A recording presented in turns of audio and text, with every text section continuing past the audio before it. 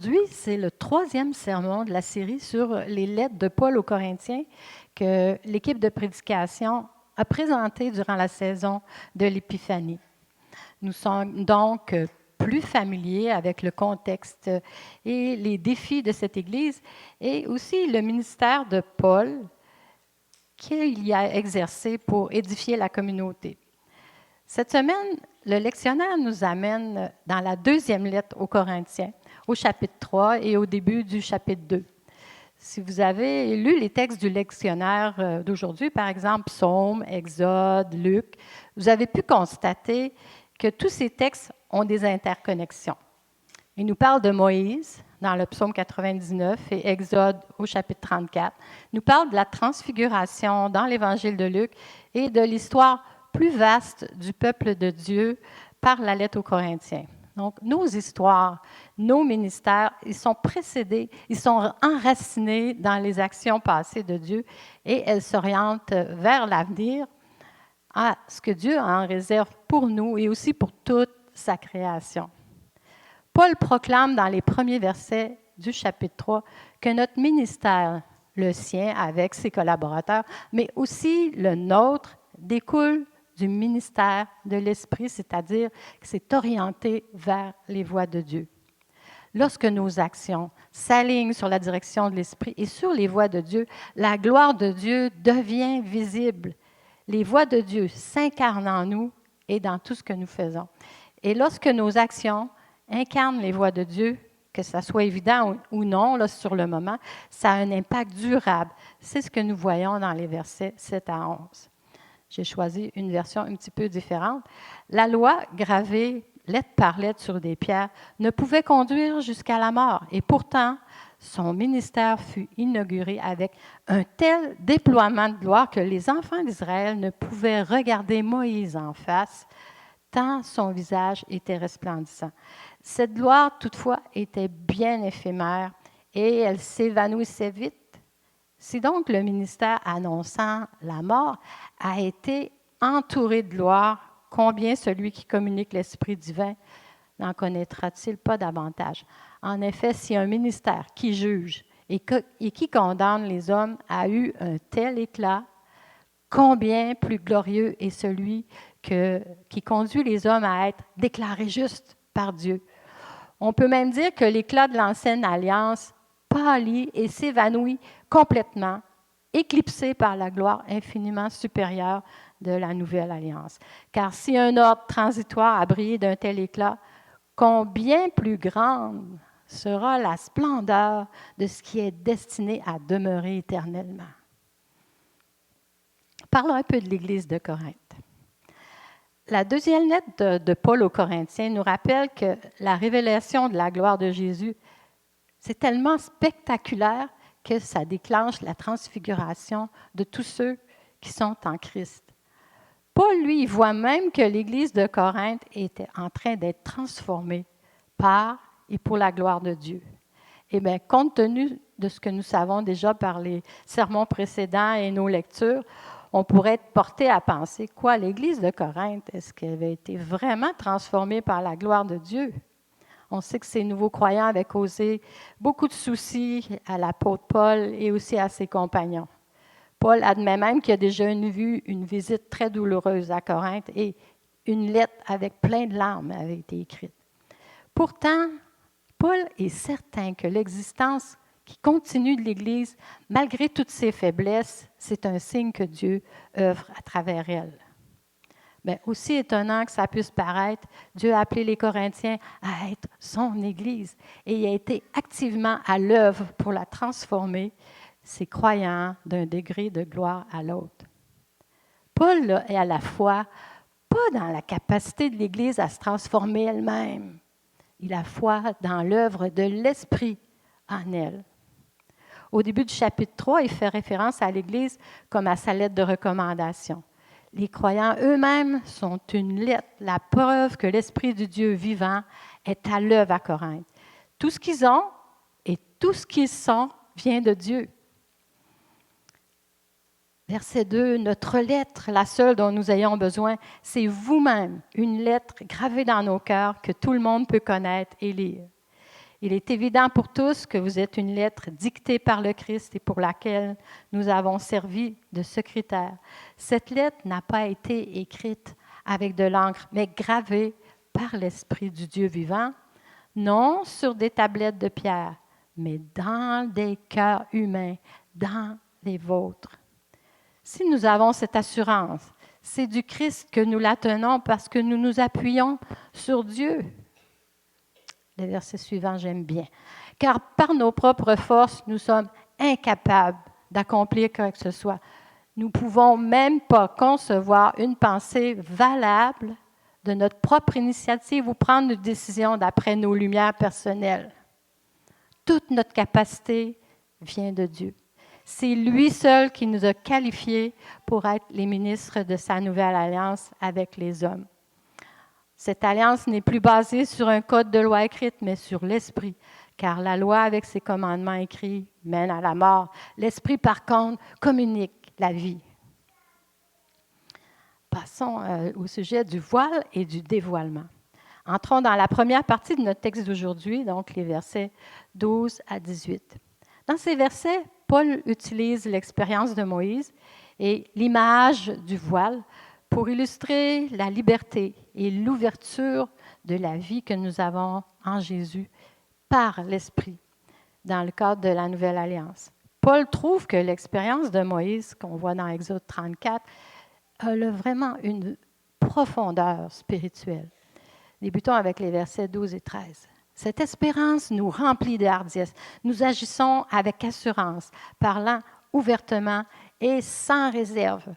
Nous ne faisons pas comme Moïse qui couvrait son visage d'un voile pour empêcher les enfants d'Israël d'arrêter leur regard sur cet éclat passager et leur éviter ici d'en constater le caractère éphémère. Au milieu de tout ce qui se passe dans notre vie, la bonté de Dieu est à l'œuvre. Paul soutient que puisque nous connaissons la vérité de la liberté disponible dans la gloire de l'Esprit du Seigneur, nous ne devons pas perdre espoir. Nous ne devons pas perdre courage. La transformation des individus et de la communauté est en cours, même si ces progrès ne sont pas toujours visibles immédiatement. La libération progresse toujours. Nous ne sommes pas obligés de nous laisser contrôler par nos préjugés. Nous sommes libres en Christ, libres de choisir l'amour et la bonté, plutôt que la peur, la recherche des boucs émissaires, des récits blessants. Si on regarde le monde derrière un voile de peur et de timidité, plutôt qu'en discernant les possibilités qui sont fondées sur l'espérance et le courage, beaucoup d'entre nous et nos communautés auront tendance à se détourner de l'appel de Dieu. Poursuivons la réflexion avec les versets 14 à 17. Mais ils sont devenus durs d'entendement, car jusqu'à ce jour, le même voile demeure quand ils font la lecture de l'Ancien Testament et ne se lèvent pas, parce que c'est en Christ qu'il disparaît. Jusqu'à ce jour, quand on lit Moïse, un voile est jeté sur leur cœur. Mais lorsque les cœurs se convertissent au Seigneur, le voile est ôté. Or, le Seigneur, c'est l'Esprit. Et là où est l'Esprit du Seigneur, là est la liberté. Cette vignette sur Moïse et le voile de l'Exode, ça se produit juste après l'histoire du veau d'or, qui décrit comment le peuple a construit une idole pour l'adorer pendant que Moïse était parti recevoir les tables des commandements. Lorsque Paul dit qu'ils sont venus durs d'entendement, il fait allusion à la façon dont leur désir d'un Dieu qui pourrait fabriquer et plier à leur désir était devenu pour eux une sorte de voile endurci qui les empêchait d'entendre ce que Dieu disait par l'intermédiaire de Moïse ou des Écritures. Seulement le Messie pouvait écarter ce voile. Ce n'est qu'ainsi qu'une nouvelle alliance pouvait être écrite dans leur cœur. Paul avait un amour particulier pour Israël, un fardeau pour voir ce peuple sauvé. En tant que missionnaire auprès des païens, Paul voyait aussi des nombreux païens qui se convertissaient, qui faisaient confiance au Seigneur. Mais les Juifs, son propre peuple, rejetaient la vérité et persécutaient Paul et l'Église. Pourquoi? À cause de ce voile spirituel qui recouvrait leur esprit, leur cœur. Leurs yeux spirituels étaient encore aveuglés, de sorte que quand ils lisaient l'Ancien Testament dans leur synagogue, ils ne voyaient pas la vérité sur leur propre Messie. Ils ne pouvaient pas saisir le message spirituel que Dieu avait donné. Est-ce qu'il y avait un espoir pour les Juifs? Oui, parce que comme le déclare Paul, chaque fois que quelqu'un, que ce soit un Juif ou un païen, mais ici il s'agit surtout des Juifs, se tourne vers le Seigneur, le voile se retire. Ce retournement n'est pas le fait de nous-mêmes, c'est l'œuvre gracieuse du Saint-Esprit. Il s'agit d'une déclaration de la Trinité de Dieu et de la divinité de l'Esprit Saint. Les judaïsants comptaient sur la loi pour changer la vie des hommes, mais la véritable transformation ne vient que par et à travers le Saint-Esprit qui habite en eux. Les croyants du premier siècle n'étaient pas plus susceptibles que nous de se trouver sur un continuum de croissance spirituelle allant d'une croissance limitée, retardée, réticente, à celle tout à coup d'entendre une nouvelle parole de Dieu là, qui produit une ouverture vitale et la direction de l'esprit. Paul peut nous parler aussi bien qu'il leur a parlé parce que nous manifestons des tensions et des disparités de perception qui sont semblables et des conflits qui s'apparentent aux leurs. Oui, nous devons continuellement veiller à ne pas surestimer le niveau de notre propre justice. Mais en même temps, Paul nous encourage, nous et les croyants corinthiens, lecteurs que nous sommes et lectrices de sa lettre en 2025, à reconnaître que nous pouvons croître dans la foi, l'espérance et l'amour, et que c'est ce qui se passe effectivement pour nous ici, comme nous le voyons ces dernières années et présentement. C'est pas encourageant. Ces changements d'attitude et cette progression dans nos actions en faveur des autres doivent être célébrés pour servir de base à plus de croissance, plus de transformation. C'est ça, être transformé de gloire en gloire. Prenons garde à nous-mêmes pour ne pas résister à l'enlèvement du voile, en s'accrochant à ce qui est confortable ou à ce que nous connaissons déjà. Versets 16 et 17. Mais lorsque les cœurs se convertissent ou se tournent au Seigneur, le voile est ôté. Or, le Seigneur, c'est l'Esprit. Et là où est l'Esprit du Seigneur, là est la liberté. La liberté, le royaume, la puissance, la gloire attendent que nous les atteignions et que nous soyons transformés. Imaginons, car si ce qui s'estompait produisait la gloire, il est certain que ce qui est permanent, ça va être splendide. Si le cas décrit qui a apporté la mort a pu transformer le visage de Moïse pour un temps, c'est certain que le Saint-Esprit qui apporte la vie dépassera cette transformation. Le Christ a enlevé le voile qui cache la gloire transformatrice de Dieu. Voir la gloire du Seigneur, ça change tout. La gloire de Dieu est exposée, mais les profondeurs de la bonté de Dieu le sont aussi. Abordons les premiers versets du chapitre 4 maintenant. La persévérance dans le ministère. C'est pourquoi, ayant ce ministère selon la miséricorde qui nous a été faite, nous ne perdons pas courage. Nous rejetons les choses honteuses qui se font en secret. Nous n'avons point de conduite astucieuse et nous n'altérons point la parole de Dieu. Mais en publiant la vérité, nous nous recommandons à toute conscience d'homme devant Dieu. Dans 2 Corinthiens, ce verset 1, Paul utilise le terme « c'est pourquoi ». Ça renvoie à ce qui précède et ça appuie aussi ce qui s'en vient, ce qui est sur le point de faire valoir. Paul dit que lui et ses collaborateurs, en tant que des bénéficiaires de la bonté de Dieu, ont le ministère de faire briller dans les ténèbres la connaissance de la gloire de Dieu qui était sur la face de Christ.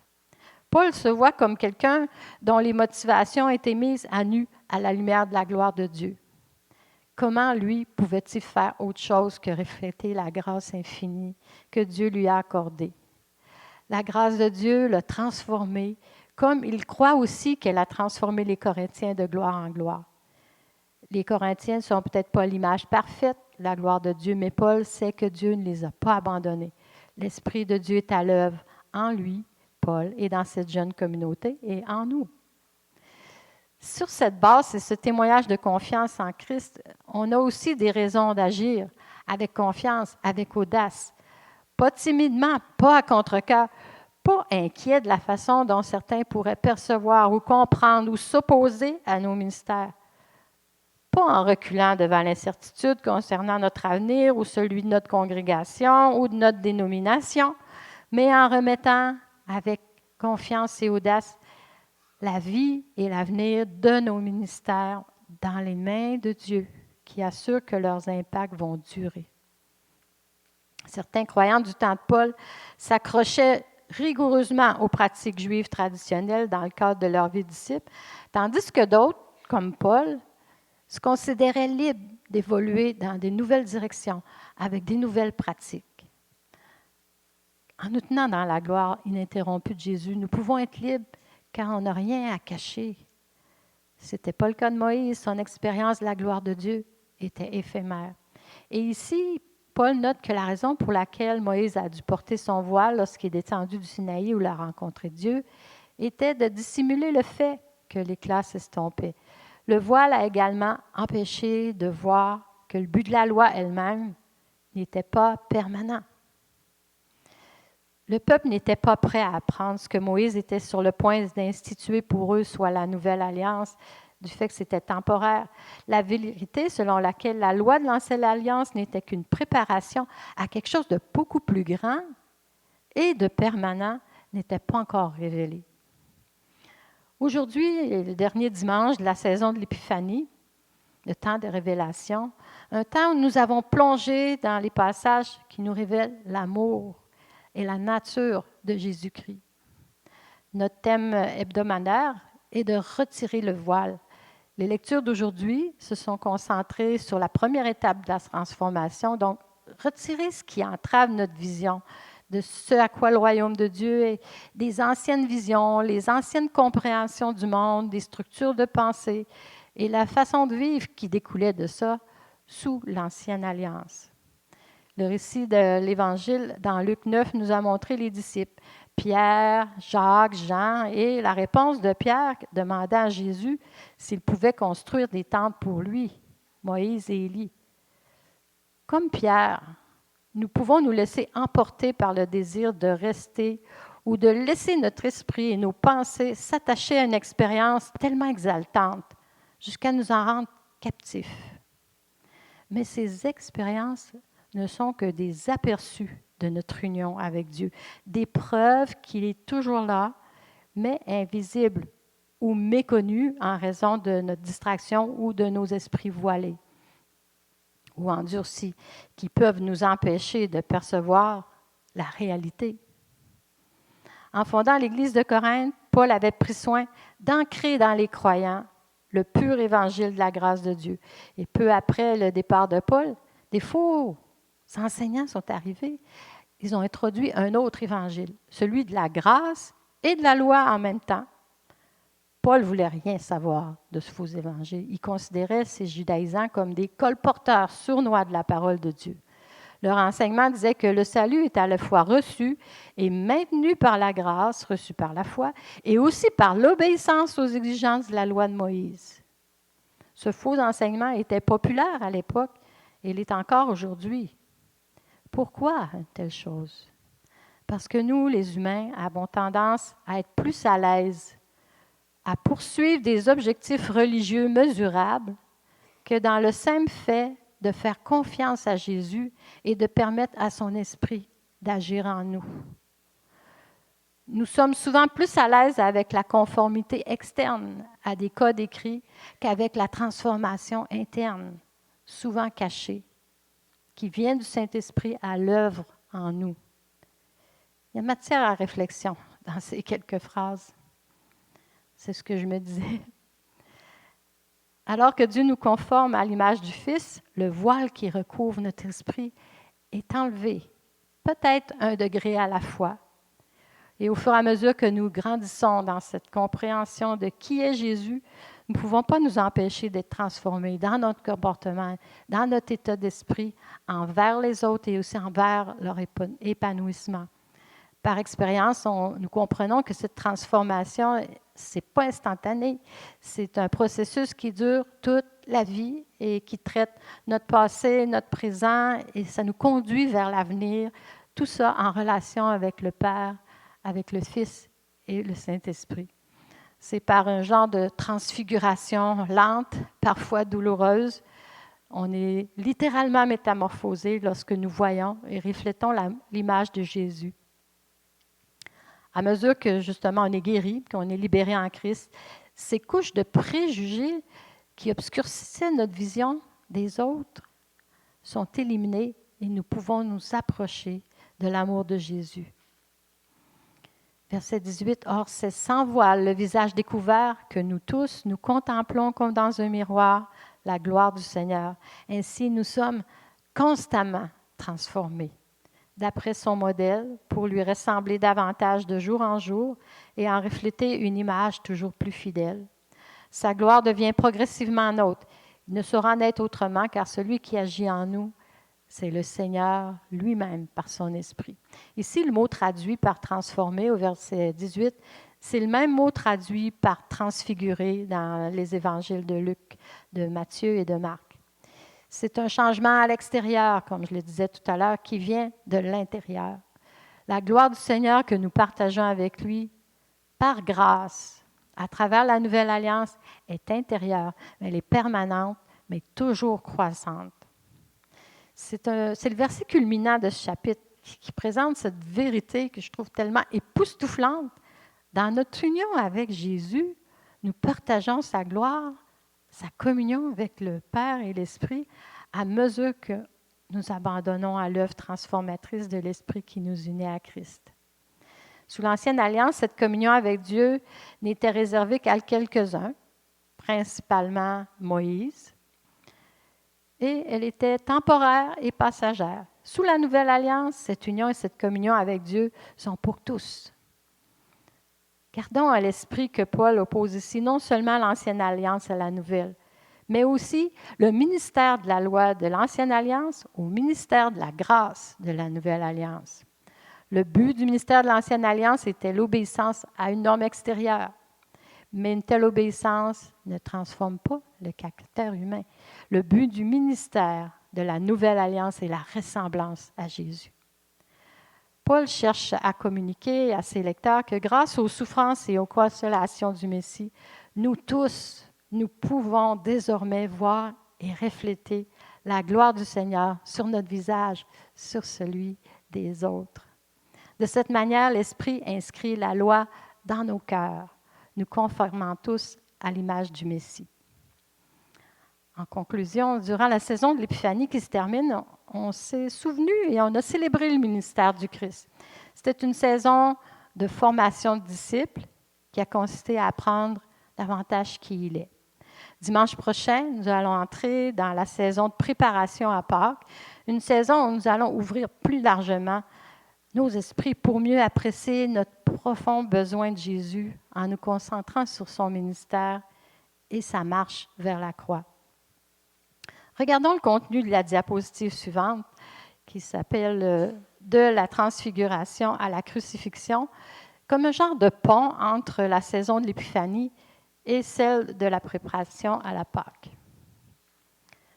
D'un côté à l'autre, nous voyons tellement de choses profondes qui nous font réfléchir. On a mount, Jesus is revealed in glory. Sur un mont, Jésus est resplendissant de gloire. On another mount, Jesus is revealed in shame. Sur un autre mont, il est révélé dans la honte. His clothes are shining in light. Ses vêtements, d'un côté, sont brillants de lumière. De l'autre côté, his clothes are stripped, gamble. Ses vêtements, il en est dépouillé et ils sont tirés au sort. Flanked by two greatest heroes of Israel, Moses and Elijah. De l'autre côté, il est en compagnie de Moïse et d'Élie. À la croix, il est accompagné, entouré de 2 criminels qui représentent la réalité de l'Israël spirituel. D'un côté, un nuage brillant entoure toute la scène. De l'autre sens, un nuage sombre couvre les lieux. Pierre dit que c'est vraiment merveilleux d'être là. Et de l'autre côté, Pierre dit qu'il ne connaît pas Jésus. Du côté de la transfiguration, Dieu le Père déclare que Jésus est son Fils. God the Father declares that Jesus is his Son. De l'autre côté, a pagan soldier declares that Jesus is the Son of God. Un soldat païen déclare que Jésus est certainement le Fils de Dieu. Quel contraste entre ces 2 événements. Puissions-nous nous en souvenir et célébrer qui est Jésus, le Fils bien-aimé du Père que nous devons écouter en poursuivant notre marche avec lui. C'est la grâce que je prie que nous ayons en étant reconnaissants pour sa bonté sur ce chemin où nous sommes transformés par et pour sa gloire. Amen.